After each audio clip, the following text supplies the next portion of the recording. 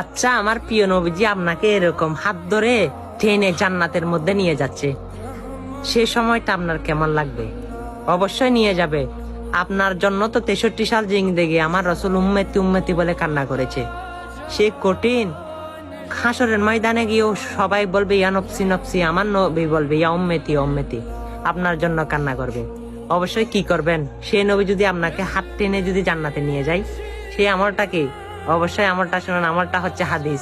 আমার প্রিয় নবীজি বলে, যার শরীরে যাররা পরিমাণ শরীফা পরিমাণ ইমান রয়েছে, সে কখনো জাহান্নামে প্রবেশ করবে না, আল্লাহর জান্নাতে প্রবেশ করবে।